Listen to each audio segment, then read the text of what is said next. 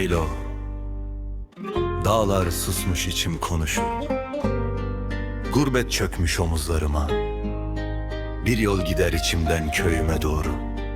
Ne harita bilir bu yolu, ne de ayaklarım varmaya cesaret eder. Ben köyümü özledim lo. Toprağını, taşını, tozunu, ayağıma yapışan çamurunu, sabah serinliğinde yüzüme vuran o toprak kokusunu özledim. Anamı özledim lo. Sessizce yanan yüreğini, ekmek yoğururken çatlayan ellerini, babamı özledim. O somurtkan yüzünü bile az konuşur, çok taşırdı içini. Şimdi suskunluğu bile yok yanımda. Ablamı özledim lo. Evin eşiğinde duran gölgesini, gülse bile yarım kalan gülüşünü, köpeğimi özledim.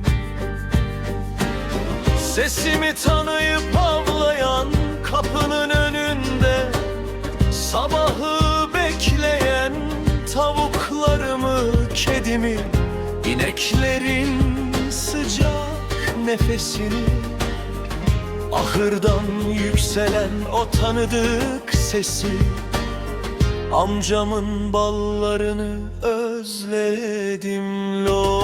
Parmaklarımı yakan o tatlılığı, dağdan çalınmış gibi duran o sarı sabrı özledim.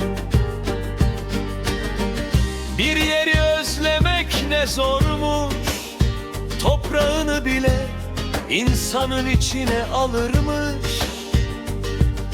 Kışını özledim lo. Bir metre yağan karı, evin yolunu kapatan beyaz sessizliği, sobanın başında anlatılan eski sözleri, çevlikte akan soğuk suyu özledim.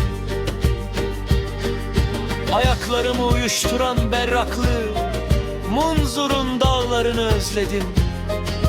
Taşından su, sudan türkü akan o inatçı serinliği, düzgün Baba Dağı'nı özledim lo. Başımı kaldırınca susmayı öğreten, insanı kendine getiren o duruşu, orada rüzgar bile ağır eserdi, sözler tartılarak söylenirdi. Şimdi buradayım, ne dağ var arkamda, ne su önümde, yüreğimde bir köy durur. Ben nereye gitsem o köy beni bırakmaz lo. Hey lo, ben köyümü özledim.